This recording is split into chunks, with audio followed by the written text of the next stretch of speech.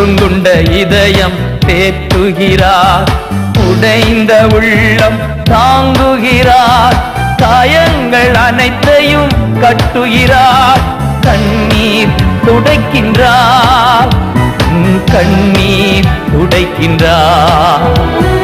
கலங்கிடவே வேண்டாம், கலங்கிடவே வேண்டாம், என் இயேசு கைவிட மாட்டார், என் இயேசு கைவிட மாட்டார்.